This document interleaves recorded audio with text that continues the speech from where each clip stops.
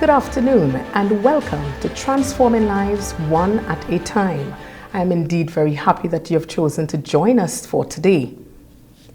We have a very interesting program lined up for you, and I'll be your host, Deanne. And our topic for today is support during incarceration and reintegration into society. My guest today is Mr. Owen Alfred from the organization Men of Purpose, and he's also the president of the Prison Fellowship Trinidad and Tobago chapter. Mr. Alfred, welcome. Thank you, Diane. Thank you for having me. Well, you have been working extensively with prisoners via your various groups. First of all, tell us what kind of support does your organization give to persons who are incarcerated, and of course support after they are out of jail? Just before I answer this question, I want just to let the audience know that it's indeed a great pleasure for me to speak and to share on the topic transforming lives, because both organizations with which I'm affiliated, that's our main objective. Men of Purpose, we are about transforming the nation or changing the nation one person at a time, one home at a time, one community at a time.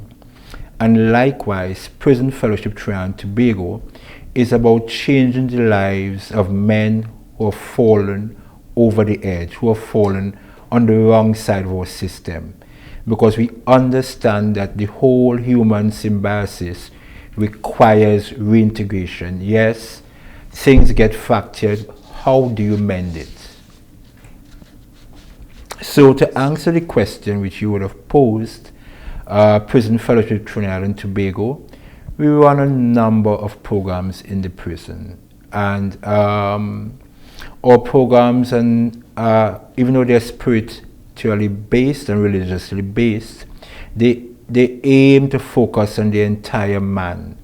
So Prison Fellowship, for starters, is an organization comprising of several diverse religious bodies, but with the sole objective of ministering to persons who are incarcerated. Well, in the case of Tobago, of course, it's men, because we don't have a female prison here. Yes. But in Trinidad, my organization also will visit persons in prison. So you find, in terms of the religious aspect, every Saturday a different group goes in and shares the word, because we believe that the foundation of transforming lives is the word of God that brings change.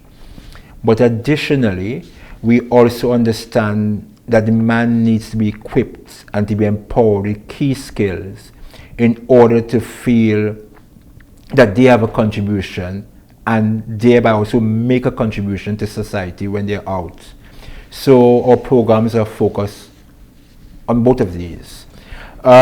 So from the spiritual point of view, various groups would select different topics that speaks to how the Word of God can transform one's lives, and that's primarily on Saturdays. On Mondays and Tuesdays, though, we run soft skill programs in the prison that deals with basic things like home etiquette training, things that we overlook, the need for how a man treats his family, because sometimes one problem leads to the next. So when you have frictions in the home, then it leads to frictions in the society also, because it's all connected. Correct. And beyond those soft skills, like in the case of Tobago, presently we are running an electrical and an air conditioning program in the prison. So we actually partner with the programs department for the prison service, and we conduct a program. So they would have air conditioning skills and electrical skills which they can use whether employable, of course, business-wise for themselves after prison. Right. So what I'm hearing is that there is a collaboration. Certainly. So all parties are coming together for the good of these individuals. Of course. Because sometimes you hear that someone has been arrested, and sometimes the family members would say, well, I did not send them there, they follow bad company and stuff, so I'm just going to leave them there, and that kind of thing. And although that may be factual, that indeed they did not send them there, this is the present situation. What do we do? Do we just leave them? Do we just abandon them? And I am very concerned that has been happening, and I am so happy that your organizations have taken up that mantle to be able to let these individuals know, listen, yes, this is a bad situation. Yes, it may seem hopeless, but once there is life, there is hope. So I really want to commend what your organizations, what you all are doing to be able to impact the lives, because this program is all about transforming lives one at a time. Sometimes we look to take a huge approach, say, well, okay, I want to transform one whole community. But if we could just start with one person at a time, then that will now spill over into the community, into our society, and we would have a better nation. Certainly. So I want to find out, in terms of when adjusting to prison life, what kind of thoughts and emotions we can find surfacing with an individual? Well, I think the key emotion will be depression, and simply because it's a change of environment. It's also a reality check. Yes. So it's where the consequences of one action hits them like a ton of bricks. Yes. And perhaps while whatever the activity that would have led them to being in prison was taking place, it's all on a high, and there is no face-to-face confrontation with the reality and the consequence of one's action. Yes. The point in which that becomes real is when those doors are shut. And you hear it from the guys when you speak with them. And of course, again, it speaks and it also comes from what you were even saying, where as a society and as a people, we tend to say, hey, you found yourself Yes. here. But that is something that I think as a developing society, we need to start realizing that we are all connected. And earlier on, I spoke about human symbiosis. And basically, I'm saying we all have to try to live together for mutual benefits. So if running a program to transform the lives of someone that is incarcerated is going to stem the tide of reoffending, then we as a society will benefit. Yes. And if it would stem the tide of even persons committing an offense in the first place, then we as a society stand to benefit. So sometimes the onus is on us, even though someone, we know they're guilty, we know they were nonsense, but really see the bigger picture. What kind of world and society are we hoping to create? Would it be a one of animosity? Would it be a one of whatever you do, it's you stand on your own two legs? Right. And that thought and that kind of focus has to be done away with.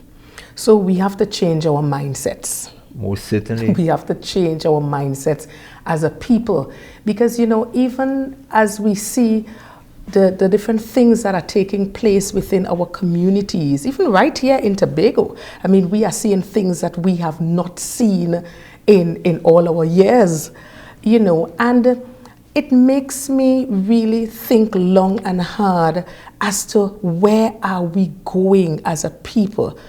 Why aren't we looking out for our fellow men? What kind of impact are we having on our young people?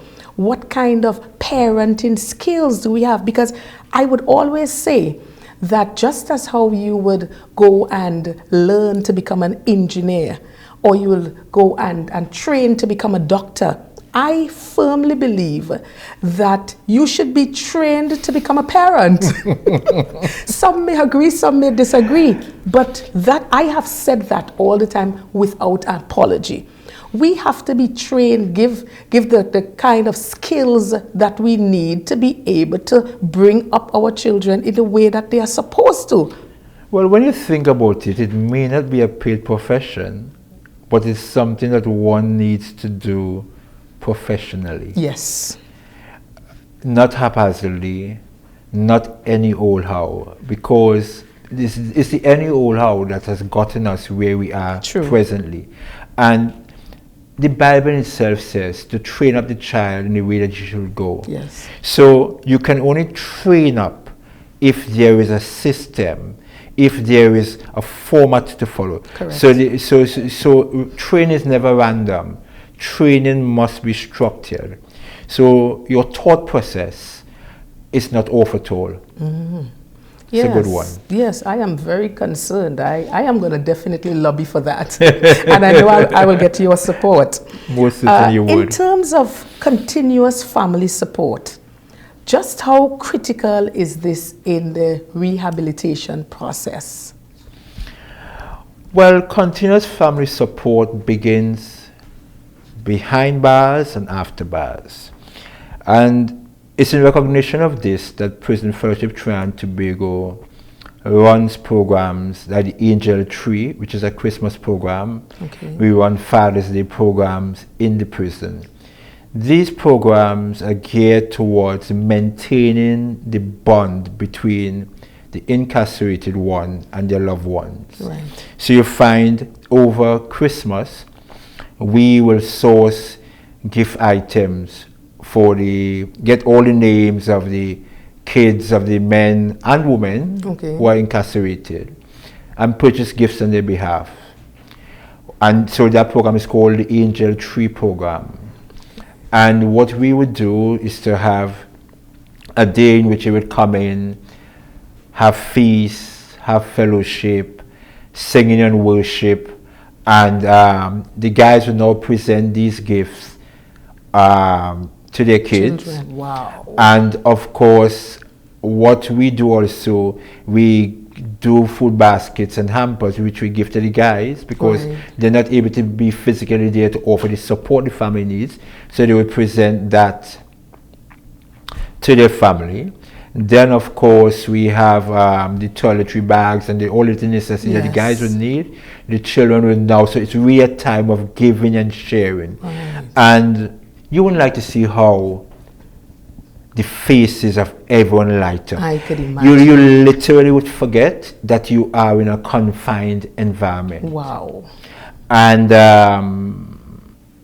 the guys really look forward to it. The children look forward to it. And as for the spouses and mothers and sisters, because they're allowed to invite in their family members and their loved ones. Same thing over Father's Day, but with a similar structure where the emphasis on the fathers receiving the bulk of the gift. And that's in prison, so we're trying to maintain the bond within prison. Right. But beyond prison doors, that is where developing all the key soft skills and the employable skills come in. So hence the program like which I alluded to, like the electrical program, the AC program, which is just to mention a few. Right. That is geared towards really empowering the guys. So okay, some persons that find themselves in prison, they may not have the right employable skills. And this is an opportunity where they would receive employable skills and perhaps would be in a situation that they're better equipped to provide for themselves and their families. This is definitely very applaudable, you know, and I could just imagine on days like these, it's just priceless seeing families coming together. Yes, you're incarcerated, but you still love your family. You still love your children. You still want to be appreciated and loved. And sometimes as a society, You know, I think we have gone so far. We are not able to empathize with persons anymore. We are not able to sympathize with persons anymore. Until it comes to our door. Yes, because we just think, okay, these people are behind bars, and we just forget them. At the end of the day, we still want them to be rehabilitated. We still want them to be able to come back out and make some kind of meaningful contribution to society. And that is the kind of bigger picture that we have to see if we are really to take our society forward. And again, we have to learn to forgive. We have to learn to forgive, but we'll talk about that. Yes, of course. I think we'll stick a pin right there, and we're going to take a short break, and we'll be right back. You are viewing Transforming Lives One at a Time. Are you looking for beautiful and durable flooring for your home or office? Check out D-Cells Tile and Ceiling Center, Store Bay Local Road, Bonacord, Tobago, opposite the primary school. Our high-quality ceramic and porcelain tiles come in a wide range of colors, patterns, and textures to suit any style and taste. From sleek and modern to classical and traditional, your floors and walls will look great for years to come. D-Cells Tile and Ceiling Center, open Monday to Saturday from 9 a.m. Call 460-8802 or 639-8281. We've got you covered. Welcome back to Transforming Lives One at a Time. I'm still here with my guest, Mr. Owen Alfred. And just before the break, we were talking a bit, we just went in just a little bit about forgiveness. How important is forgiveness? Because stuff happens. Okay, this is a situation, this individual is now incarcerated, and you have forgiveness from both parts.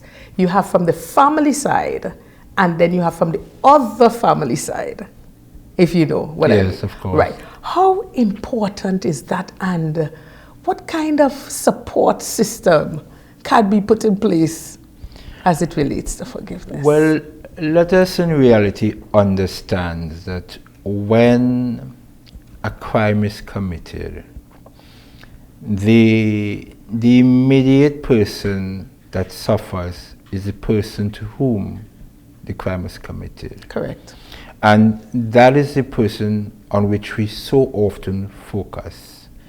But there is the unseen family, which is the family of the offender. Because sometimes it's only when the offense is committed that some families are even aware as to what their loved ones were involved in. Yes. So there is the shock, there is the disappointment, there's the shame, and there's embarrassment. And with that comes very often a rift. And that is why the support for guys in prison is key where organizing is concerned. Because the real pain of imprisonment is when you're forsaken by your loved ones. Yes. That's the real separation. That's the real incarceration. It's where the soul and the spirit of the man is shut out from the family unit. And hence the spirit of forgiveness and the spirit of love to be breathed afresh in that situation is critical. So you find that sometimes when guys are released from prisons, family members don't even want them back in the house. Correct, correct. Because they see them as the person that brought shame and brought disgrace. To the family, to the entire family. And that is something that is very detrimental to us as a society. Because in some way it leads to homelessness. In some way it contributes to where that person cannot be rehabilitated. Because rehabilitation has to involve the unit. No individual is an island. Correct. By him or herself. And I am stressing on this because I want my audience to understand that the environment that we want to live in, forgiveness is at the heart of it for us to create it. Because if we don't want our loved ones to continue being hostile and whatever, Yes. and even a menace, let us say they're a menace in society, it starts with us in the home being able to say, you know what, I got my brother change, I got help my son change, I got help my spouse change. And that responsibility and that onus, we each need to embrace it, because if we don't, things ain't going to get better. Yes, but when we think about it and we think about the family of the person who is now incarcerated, we think about, yes, the shame and the stigma, the embarrassment. You have now brought our family's name into disrepute. You know, so it's not an easy time, of course. But what kind, are we really in a position to help these families? Because many times we look at the other side of the family, you know, the victim side of the family. And I'm not by any means, you know, but how do we reach out to this other side of the family and say, listen, I know this has gone wrong. We know you had no plans for this. This just popped up in your life. And now your family is going through some kind of trauma that you did not anticipate. We want to help. How can we really reach out to this family? Because many times you find what happens is that they go into their own shell. They just, you know, they just don't want to even speak to anyone. They don't want to, because they know the questions, they know the stigma, they know so many negatives that is now coming their way. How can we really reach out to them? Well, for starters, let us say we are aware that the person that was incarcerated was the sole or key breadwinner in the home, which sometimes happens. You know most certainly that family is going to be in a sense of disarray. Yes. So if even it's for the support of the children's sake, as a community and as an extended family unit, we can call up. Let me say it's Jane, husband or whatever that is in custody. How you make with the kids and them? You need somebody to drop them to school? Right. As simple as that. If you know that his role was dropping them to school, what prevents you as a neighbor from fulfilling that role if you're living home next door? So I only touch on that to create an awareness as to just a little kindness, yes, and just a little empathy. We can come do it. back on that same word, empathy. You know, we really have to be there to look out for each other. And another thing we have to think about, what if it was you? Thank you. You would have wanted your neighbors, your communities to reach out to assist in some way. You know, so we always have to think, what if I was in that position? How would I want persons to treat me and to respond to the situation? Yeah. And again, it speaks to us as a church, and as a church community. And if it's one thing the church has a lot of lessons on, is forgiveness, because the ultimate forgiver is the one whom we serve, the Lord Christ Jesus. And I want to say this, that this is also an opportunity for us to be somewhat less judgmental, because sometimes that is the problem, you know. We are so judgmental that we cannot wrap our minds around thinking that this person or this family is deserving of embracing and forgiving.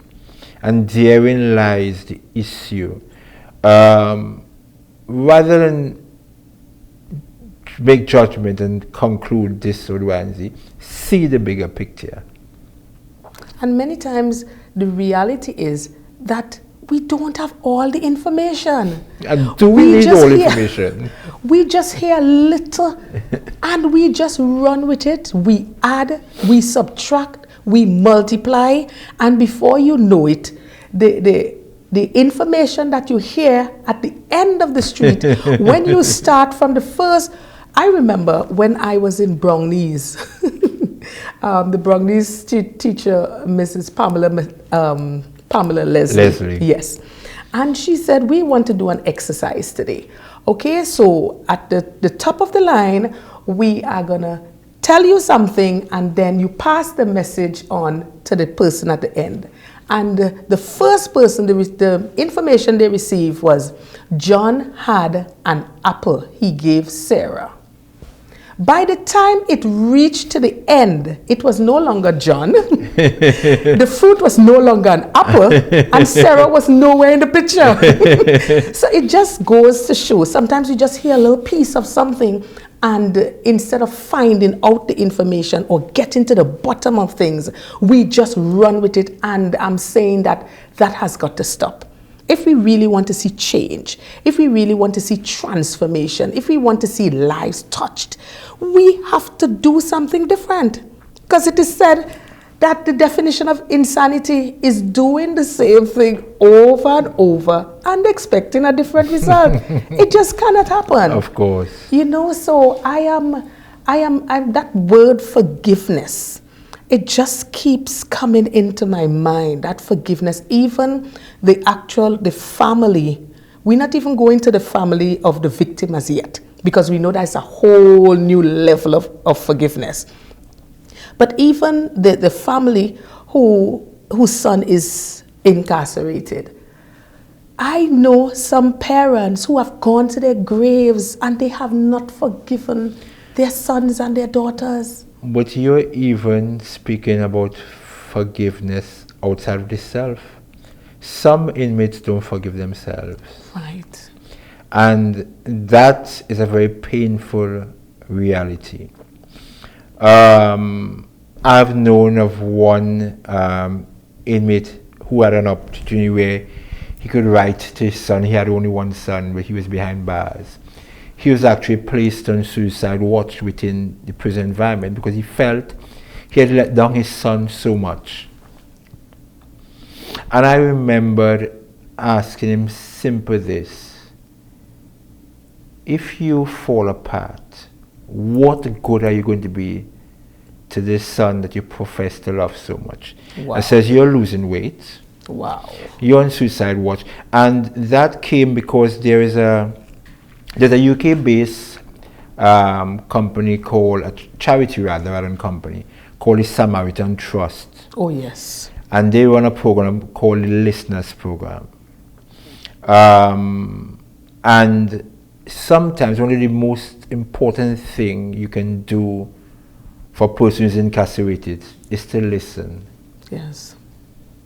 They can even tell you that they're going to commit suicide. Sometimes you don't even supposed to tell them not to. Because the mind is processing that they have always been told what to do. So by sometimes you even telling them not to commit suicide can be the trigger for them to commit it. Right. So the Samaritan Trust teaches you that you have to be a good listener and know when and if even to speak. And the key skills that I haven't been trained by them to, that I've been able to develop through them, is being a good listener. And I remember I had to choose when I spoke to that guy, because he wouldn't come out to be a part of any of the programs that we were running. Wow.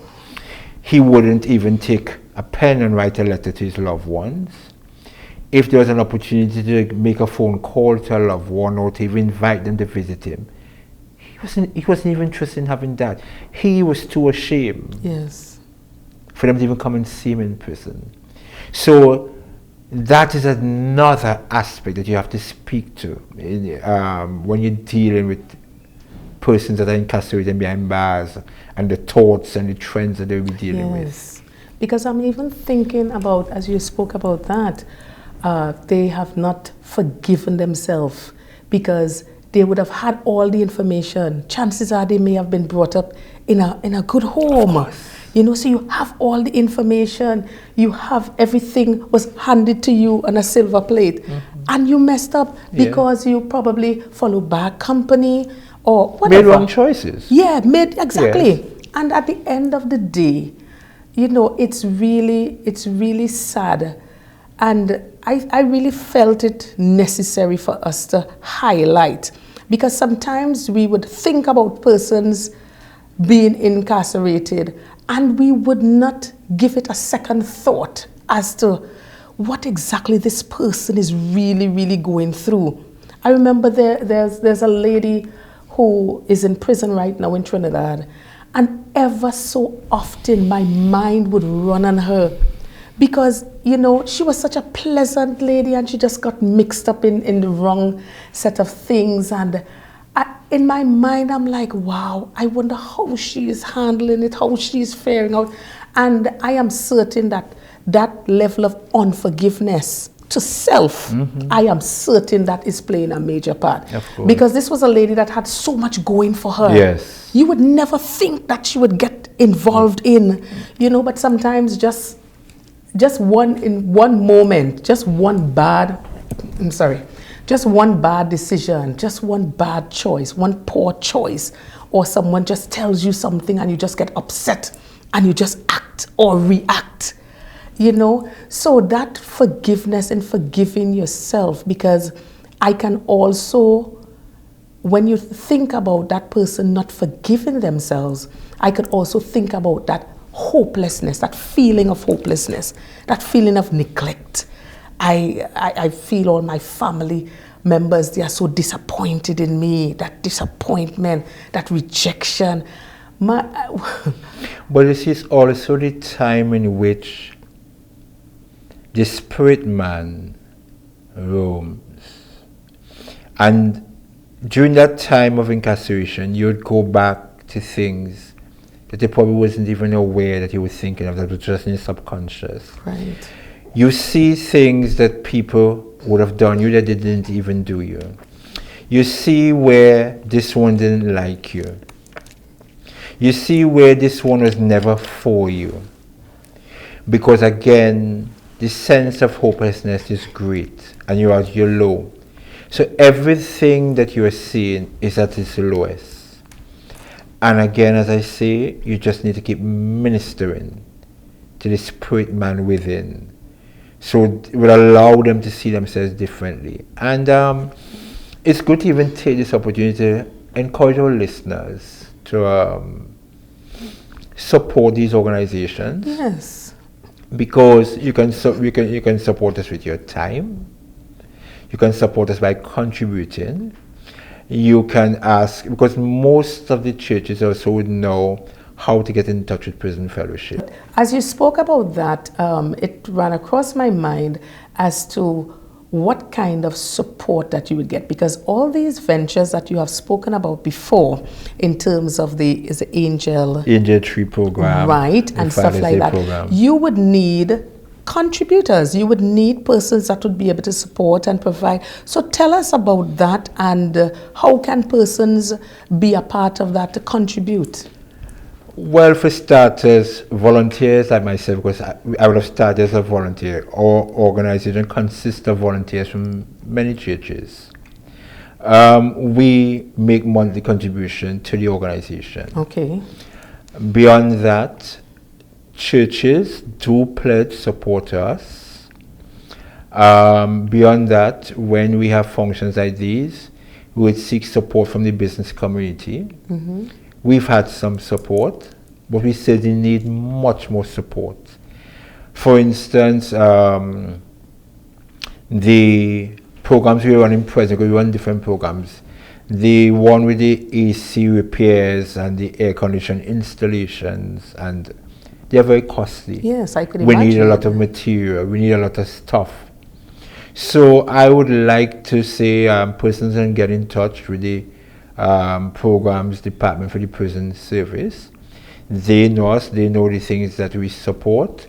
They will get in touch with us directly, or from a point of view of contact information, they can contact myself, 320-2219. Right. You can also contact Brother Toby of the Prison Fellowship Unit also, We are normally up at the Scarborough New Testament Church on Saturdays between 10 and 11 Okay. at the conference room. That's Pigott Street, Pigott Scarborough. Street, yes. And that support would be so helpful. Yes, I'm just thinking that. Yeah. So, I mean, we are actually having the program now. So persons, sometimes you may have something in your heart and you want to contribute, you want to play a part. And maybe you have been feeling this to come and be a part of the prison's ministry. Now you have no excuse. Of course. The information is here. And you could definitely, of course, we're going to run the phone numbers again on the screen so you would be able to get in contact with Mr. Alfred. All right. How can family members and prisoners, because I know you're working within the prison. You said you have in Trinidad as well. Oh, yes, of course. Okay, so how can family Actually, members... not just in Trinidad, we are international. PFI, Prison Fellowship International, which is in Baltimore, is an international organization. Right. So we have regional within the region, but we fall directly under our own local body, PFTT, Prison Fellowship Trinidad and Tobago. But we subscribe to a larger chapter. Okay. So family members, because I'm thinking a family member has someone who is incarcerated and they may not be getting the kind of support from other family members, and they would want to reach out to you to probably reach out to that individual and that kind of thing. How can they, you have like a website, you have...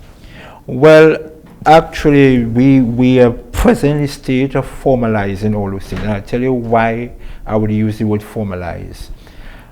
I came on board with Prison Fellowship roughly 3 years now, officially. And the former leadership, of course, they would have done things to a particular book. Right. So now we're introducing a very new chapter in a new way. So I cannot speak to us Poindexter website presently, but all that is in the making because we have to go through the regional chapter before we do certain things. So yes, but for present, it's just the phone contact. Okay, no problem.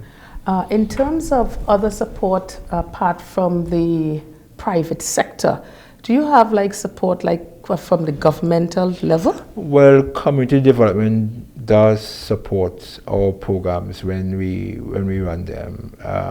The Division of Community Development, yes. So there constant collaboration. Yes, yeah, because the thing it is, we would have written to them and make them aware as to what we're doing. And okay. Yes, so, and present regime and past regimes have seen the need.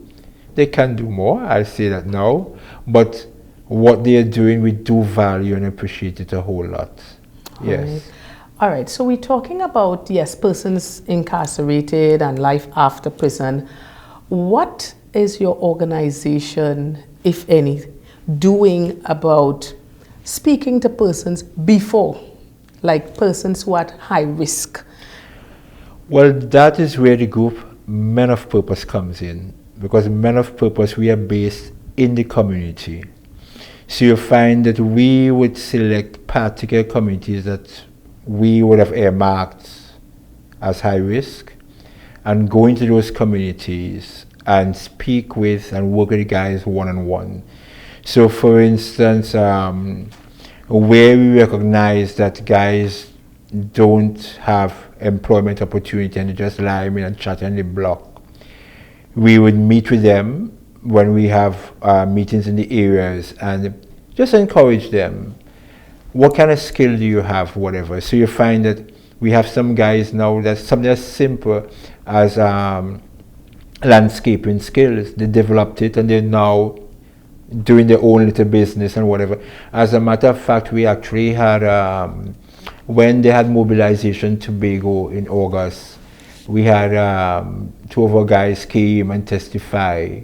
Okay, yes, I remember. Yes, I remember that. Yes, as to how their lives have changed from the work that we have done. So presently we are working in the Mount St. George and the Mount Pleasant community. Those are the 2 areas we're focusing on right now. Right. I remember those testimonies and I was really, really touched because here am I saying, I'm saying these young men, I mean, they could have been repeat offenders, but because your organization saw the need, Intervention. you swooped in. It was intervention. Yes. And now he's like, yes, I'm doing electrical installation. And I'm like, my God, what a transformed life. Yes. And I believe we have to, many times, take it from before. Because the ideal is to stop persons from going into prison. Of course. That is always the ideal. So I am actually looking at areas where we can be able to really increase that drive, that passion that other persons would have. And I think it will come with finding new volunteers. Yes. I also think we need to get back with our community centers. All right. You know what? Let's just stick a pin there, and we're going to take a short break, and we'll be right back. Remember, you're viewing Transforming Lives One at a Time.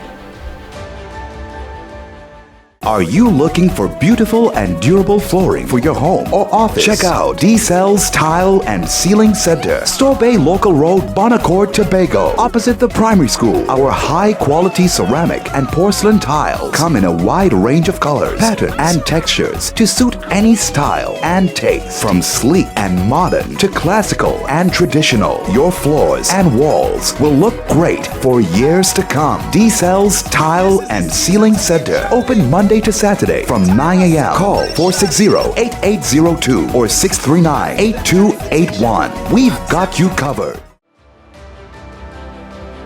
Welcome back to Transforming Lives One at a Time. Just before the break, we were speaking about community and community centers and what kind of what they offer at the community centers. So continue. Yeah, well, my mind had just reflected as a child growing up.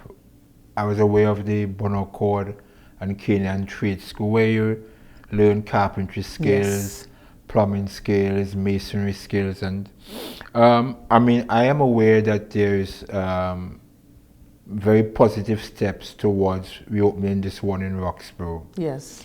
But my concern is accessibility and proximity. So it's all well and good to have one in Roxborough, I'm not saying no. Right. But we need others dispersed. Okay. So it makes it more accessible and more available. Because if you're thinking that an individual already has very limited and small means, and you're asking him to spend $30 a day in transportation one way. Right. It's a disincentive in itself, and it defeats the purpose of you having attendance and time and numbers. So really that is one of the issues I would like to see the powers that be addressed, where they have these street schools more dispersed and more available in various communities. Right. Well, I do have someone from community development coming in, so we would definitely speak to that, definitely. Yes. Because once you have the opportunities, you know, you have, I mean, sometimes you have opportunities and people don't take it. Yes. But once you make the opportunities available, they have no excuse. That's so right. They cannot blame you and say, well, you did not give me an opportunity to shine or an opportunity to enhance myself, you know, or to get a skill. Yes. So I think once those opportunities are there, and I do know of a number of opportunities for young people, a lot of them have actually been taking advantage of it, which is very commendable. But of course, we are looking for more of our young people to take advantage of the opportunities that are there. Stay off the block. Yeah, and likewise to, besides community development, the village councils. Yes. Perhaps running a little more programs in the multi-purpose centers. And not just for men, for women also. Yeah, definitely. Yeah. I know a lot of baking skills. Yes, I whatever. know there are presently some baking. I was actually supposed to be in one of that, but my time would not permit. Cake decoration, that kind of thing. Yeah. But I know they have a lot of persons even doing hair and so many other things. So the opportunities are there. We want to encourage persons take the opportunities, because as you take the opportunities, you get to develop yourself, you get to enhance yourself, you get to acquire skills that you can open a business and not be dependent on the government of the day. You know? Yes. Yeah, that's important. So let's get back to now starting over after prison. So you are now out of prison, getting a job, dealing with the stigma, coming back into the community that you once lived. How could you walk us through the mindset of this individual now coming back, probably spending 5 years, 10 years, whatever amount of time, but you're now coming back. How do I get back into society? There are so many areas in this that one can touch on, and I would start with a basic one. One of the most important thing a human being needs is housing. And I want to say the family support is key. Accept your loved ones back into the home and encourage members of the family unit to likewise embrace and accept them. Yes. Because it's an issue with which we have had to address. We have had to look for places for persons to stay in the interim when family members would not even take them back in. Wow. And without pointing finger to any specific case, because there are so many that just run into my mind presently, I want to say it totally on record. That is unacceptable. Because as long as a person is alive, they should be treated with dignity and with respect. They don't have to deserve dignity and respect. Right. Being a human being demands that and makes it necessary that they be treated likewise. And that, for me, is one of the greatest issue persons would tell you about. I don't know where I go in when I come out of prison. Wow. I don't whatever and whatever and whatever. And that is heart-wrenching. In terms of job, we, again, partner with different workplaces where we would encourage them, okay, we have worked with this person behind bars, we would certify in some way where we've seen some change. Of course, we would likewise be encouraging this person, listen, you can't let us down now. We are here speaking, we are recommending you. And that kind of a support, yes, it has been working. Maybe not as well as we would like it, because sometimes you have big expectations. True. But I want to say, again, it's a starting point from which we have a platform. And funny when you were talking about the baking skills. Yes.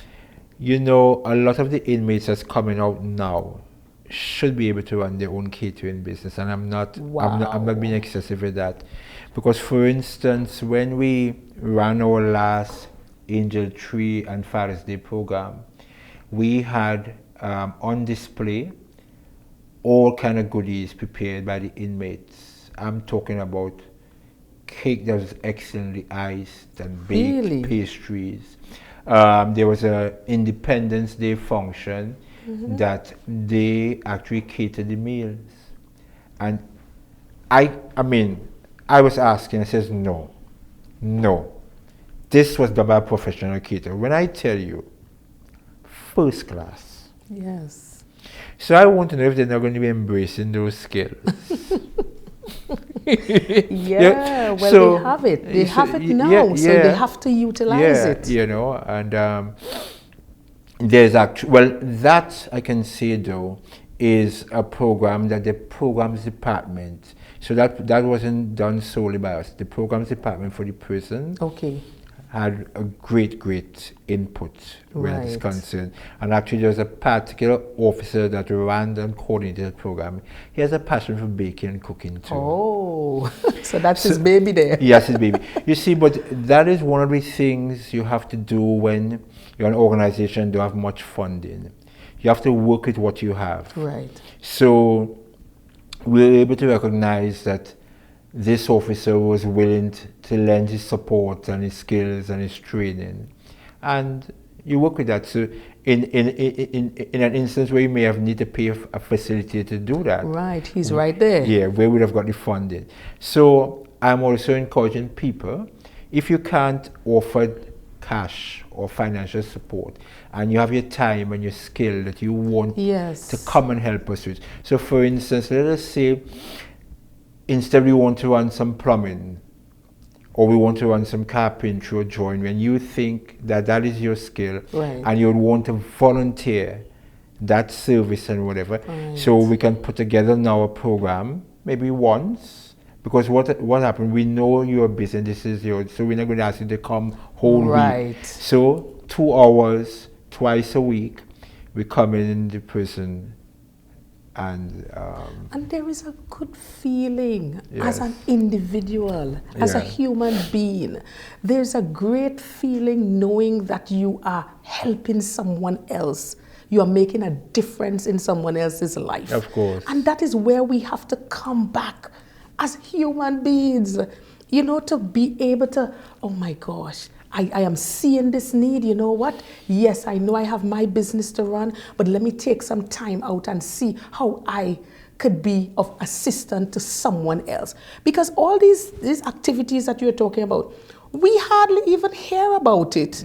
I did not know all of these things exist in terms of so many opportunities that prisoners get. So when they come out, they actually have something that they can work with. Because if you don't have something that you can work with, you're wasting time. Of and then you'll course. come back and be back on the block. Yeah. So I really want to commend your organizations, Men of Purpose, and of course what's the other Prison one? Fellowship. Prison Fellowship. I think based on our conversation here today, I think that you all are doing a fantastic job, and I want to encourage you. And of course, I want to encourage our viewers.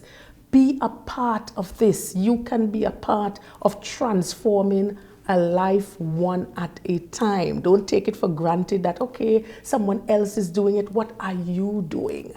You know, I know we running out of time quickly, so at this time we're going to start a wrap up. So I want to give you an opportunity for your closing remarks, and again to remind us of the phone numbers that persons can contact you.